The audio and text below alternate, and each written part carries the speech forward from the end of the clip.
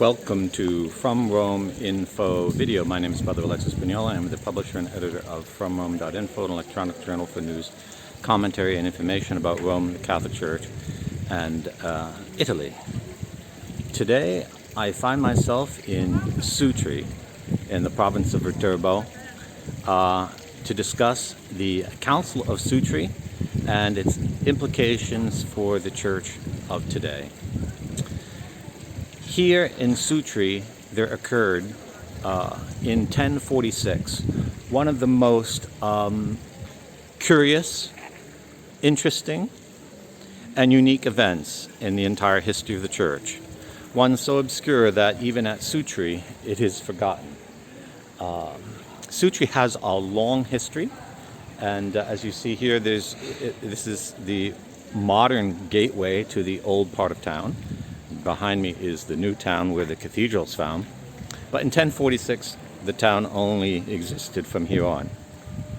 Sutri was the first town given to the Roman pontiff in the Roman countryside by King Luteprand the Langobard, or you might call him the Lombard.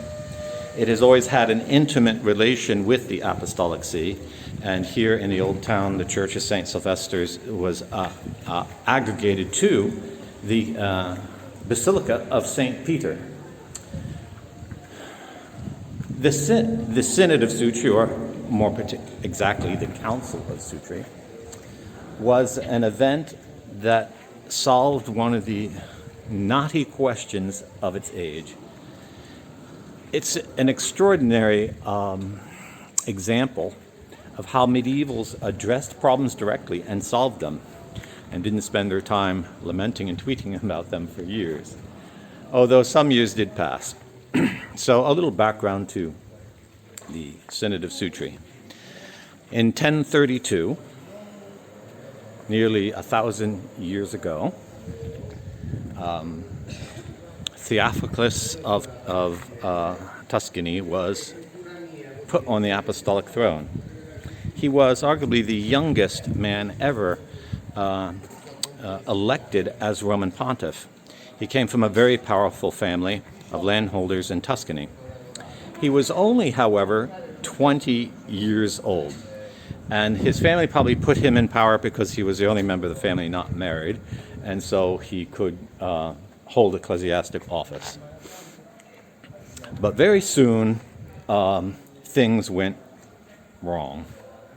Things went awry in a most extraordinary way, because Theophilus of Tuscany, who took the name Benedict IX, was, according to historians, one of the most immoral Roman pontiffs ever to sit on the chair of Peter. No less than St. Peter Damian says he was a flagrant homosexual. Other writers said that he committed moral depravities so obscene they couldn't describe them. The scandals grew. He hosted orgies. He was known for engaging in bestiality. He raped other men, and maybe even boys. And all Italy was disgusted by the man. But he came from a very powerful family, and so by force of arms, he held the Apostolic See. Until the disgust got so big that his rivals raised enough troops and drove him from the city of Rome. And here is where the Catholics who wanted an honest person on the throne erred, because they took a bishop from Tusculum and they put him on the throne, and he took the name of Sylvester, Pope Sylvester III, I believe. And he wasn't elected. He was, the Pope was still alive. Benedict IX was still alive. So Sylvester was, according to the law and by all Catholic histories, recognized to be an anti-pope. And yet the clergy acclaimed him, and he lived a pretty good moral life. And the Catholics of Rome were satisfied. But he wasn't the true pope. Now, if you're not a Catholic, you might find all this scandalous. How can someone completely immoral actually hold an office, and someone who's actually upright not hold it? Well, holding an office in the Catholic Church isn't based on your personal morality. It's based on whether you entered office legally, as we have in modern times. It doesn't matter how popular you are, or even how upright you are. If you're not duly elected, you don't hold the office. Well, Benedict IX, being from a powerful family, eventually gathered his forces and drove Sylvester III out of Rome. And the scandals continued. Benedict returned to his immoral life.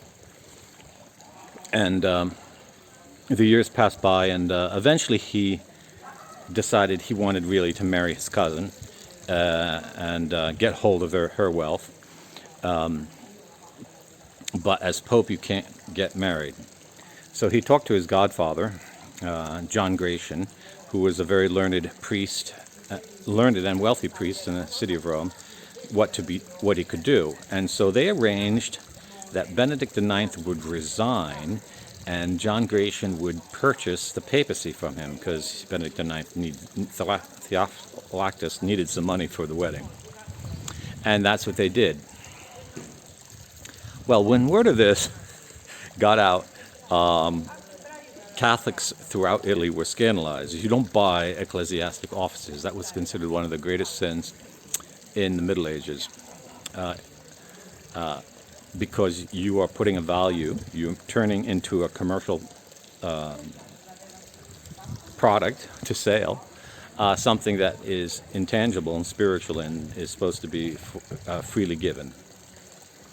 And high clerics of Italy wrote the German Emperor, Henry III. And this was in the year 1045, and Henry III, wanting to be crowned Holy Roman Emperor, wanted to come to Rome to have that done, because it was you could only become Holy Roman Emperor by being crowned by the Pope. But he didn't want any of these three guys to crown him. I mean, his reputation would be stained by it. So he made it quite clear that he was going to settle the issue in the Roman Church, which now had three popes: Benedict IX, Sylvester III, and Gregory VI. John Gratian took the name Gregory VI. And if you look at the list of popes, Benedict IX and Gregory VI are considered true popes. Gregory VI, being a very punctilious, a very proper man, when he was, after purchasing the papacy, had the clergy of Rome elect him Pope, and then he wrote to the emperor asking for the confirmation of his election. Because from about the mid-950s to the 1050s, the Holy Roman Emperors, the kings of Germany, had the right to approve an election. They were like they put a stamp of approval on it. Well, when his letter arrived at Henry III, Henry III said, "Well, let's all come together and sit down and talk about it." But he did ask Pope Gregory VI to convene a provincial council here at Sutri. And this is why I've come here today, to tell you a story that you won't find anywhere else. Sutri is actually a small little medieval borg. It probably didn't have more than 5,000 people in the year 1046, if even that. And this synod, this Council of Sutri, which is unique in the history of the church, took place in this tiny church of St. Sylvester at my back here. The year was 1046, Anno Domini. The date was December 20th. And the emperor, with his bodyguard of cavalry and troops and noblemen, all the bishops of the province of the Roman province, which is roughly the size of Lazio, and all the clergy of Rome, the chief clergy of Rome, came to this little church. And perhaps this piazza was a bit bigger then, because Italians have the habit of encroaching on public spaces when they build their houses, to celebrate the council, which was the most unique event in the history of the church, because at this council, 3 popes were deposed. And this historic event is one of the most controverted in the post-Tridentine era of the Church. Because at the Council of Basel in 1432, the bishops in the non-canonical part of the council, after the Pope left and said, this council's over, and they said, no, it's not. They passed a decree where they said a council of all the bishops of the Catholic Church was superior to the Pope, and that started 3 centuries of controversy in the West for the thesis called conciliarism, where a council is above the Pope. So many writers of that epoch tried to portray the Council of Sutri as justifying their opinion. Conciliarism was actually later condemned, I think it was by Pius VII, as a grave error and heresy, because the Roman Pontiff is the Vicar of Christ, and no one can judge him as Roman Pontiff.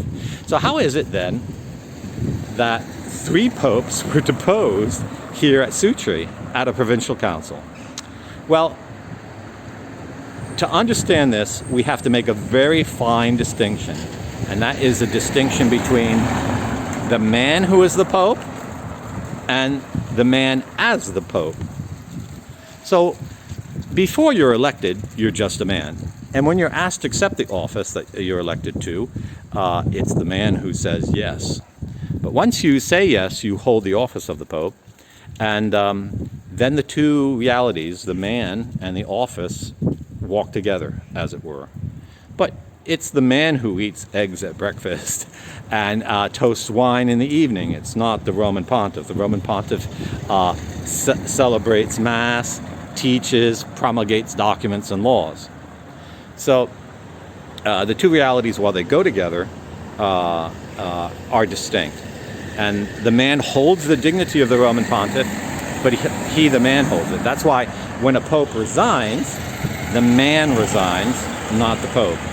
Although in canon law, if you don't understand this distinction, you won't see that, because in Canon 332, Section 2, it talks about the Roman Pontiff renouncing.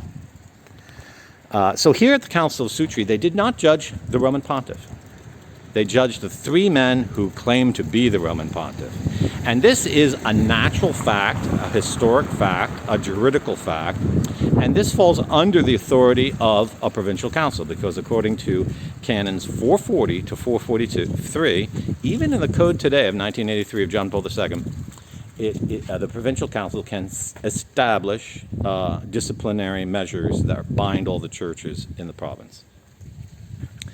So the mere fact that provincial councils operate the same way today as they did back then shows the perenniality of the Catholic Church and how important the juridical character of the Council of Sutri in 1046 was, that the Church thereafter never changed the rules regardless of the outcome.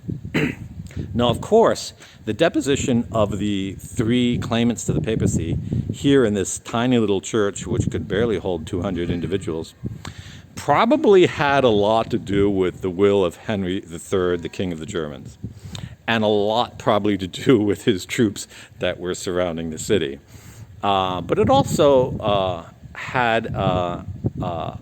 it was something wanted by the clergy of Rome and the clergy of Central Italy, because it was just impossible, an intolerable situation to have 3 popes, one who a predatory sodomite, a usurper, and a simoniac. Gregory VI, he purchased the office. When you purchase an ecclesiastical office, that's the sin of simony.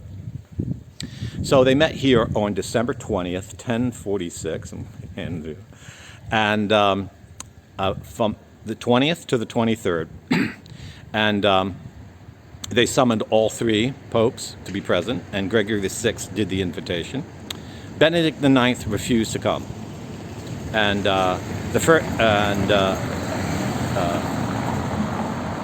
Sylvester came, and he was judged to have usurped the papacy and never legally held it. That's why you won't find his name in the list of popes. And he was sentenced to be locked up in a monastery for the rest of his life for his crime of usurping the papacy, even though he had good intentions. You can commit a crime even with good intentions. The next on trial was Gregory VI. The emperor and the council asked Gregory VI to relate how he became pope. And they were aghast to find out that it was a sale, a contract of sale, on a condition of exchanging money. We don't know to this day what kind of contract that was. Did Benedict resign because Gregory VI, John Gratian, gave him money to convince him to resign? If that happened, the resignation would have been canonically invalid. But if it was a mutual contract, as I'll sell you the papacy, so I do in fact resign, and then I will support your claim to the papacy and say you alone have that right, and you give me some money for that support, then that resignation would have been valid.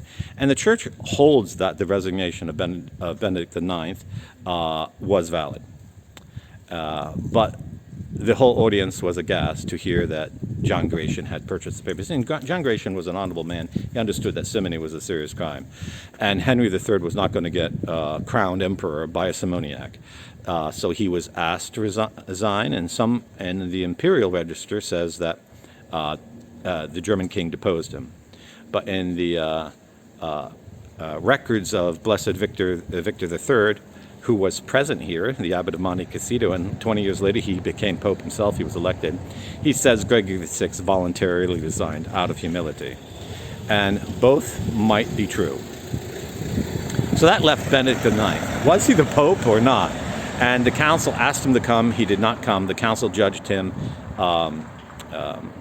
contumacious for not having obeyed the summons to come. And he was excommunicated from the Catholic Church for selling the papacy.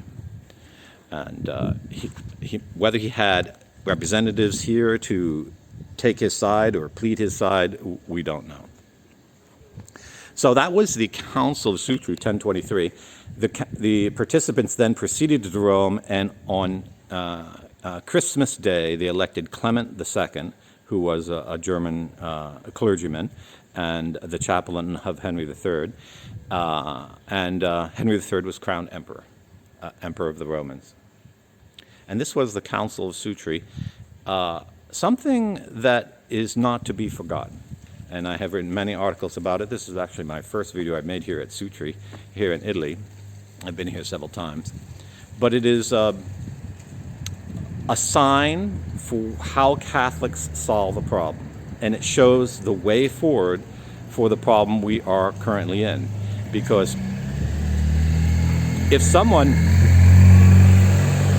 appears, if some claimant to the papacy appears to many learned and rational Catholic clergy to be one who doesn't hold to the Catholic faith or has no intention of even being a Christian, it's clear that the Catholic Church has a problem. Should they listen to the man? Should they not listen to the man?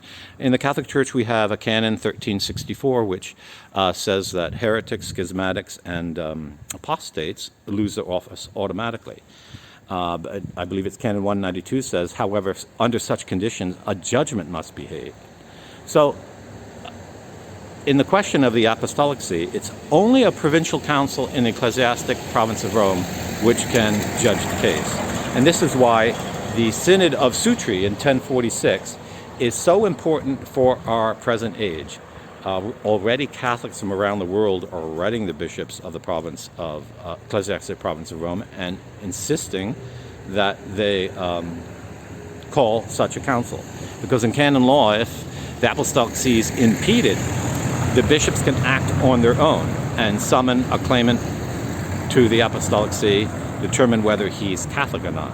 This is very important because there are proposals now in the air here at Rome that to grant permission to Catholic priests or clergy to bless unions which are not of one man and one woman, and which are contrary to the natural law even. And there's a big debate about that, but that's clearly an act of apostasy, because in the Catholic Church, according to the Christian religion, from the day Christ opened his mouth, you need to believe and repent and believe. You can't just claim you believe what you want to and practice what sin you want. That's not Christianity. So from the moment something like that would get approved, the clergy who are approving it are public apostates. And we're pretty much on the very edge of that. The Synod of Rome is in process now, and Rome should end the 28th of October. I'm making this video on the 19th of October, so it's in 9 days. We'll know what kind of decisions made and what Jorge Maria Bergoglio is going to do. Pope Francis, is he going to unpope himself, as Cardinal Muller implied, that if he teaches contrary to the deposit of faith, he will lose his moral authority? And it was a polite way of saying you unpope yourself, you lose the papacy. But whatever he does teach, however controversial it is or not, and whether many Catholics or millions of Catholics start holding that he is or is not the Pope, only a provincial council can make a decision that binds on the whole church. Because the provincial council here in the ecclesiastic province of Rome binds all the churches and dioceses in that province, and that includes the Apostolic See. So this is the video on the Council of Sutri, 1046, December 20th to December 23rd, here in the Church of St. Sylvester. It's not even mentioned on the little historic bulletin board over there. Oh, right over there, actually. But it is the most remarkable council in the history of the Church, and it was at this moment in history, nearly 980 years ago, that all these controversies, all these issues, all these principles of canon law and juridical right regarding the supremacy of the Roman pontiff, or the validity of an ecclesiastic election, or the authority of councils, all came together and changed the course of history. It was after this council that Clement II was elected Pope, and it was his successor, who was also German, in 1048, who excommunicated the Patriarch of Constantinople and began the schism between East and West. Something that perhaps an Italian wouldn't have done. So big consequences took place here, and so important was the Council of Sutri for its age that 15 years later the clergy of Rome came here for another council, the Second Council of Sutri, to publish disciplinary decrees for the reform of the clergy. So it was something highly approved of. In this little church, on those days of December 20th to 23rd in 1046, there was Saint Hildebrand, who would be elected as Gregory VII in just a few years. There was Blessed Victor III. I think his name was Durdanus or something, who was abbot of Monte Cassino. And when the council moved to Rome to elect Clement III, there was St. Peter Damian. So you had two saints and a blessed who approved of this council. So and the church to this day recognizes that Gregory VI validly resigned here. So this is a juridically impugnable event. No one can criticize the validity of what took place here. But many people don't know about this council, and they confuse it with other issues of previous ages or even of today. A provincial council that rebukes a pope or questions his claim to a title is nothing more than what St. Paul did at the Council of Antioch when he reproved Peter for not acting on the acting according to the decisions of the First Council of Jerusalem. So if you like this video, please give it a thumbs up. Please share it with clergy, bishops, and cardinals. And I will have a link in the notes here on YouTube. You can, if you're watching this on YouTube, to bring you to the From Own article. And from Own article, I will give you the links for all the other articles I have written about this Synod of Sutri of 1046. God bless. Ave Maria.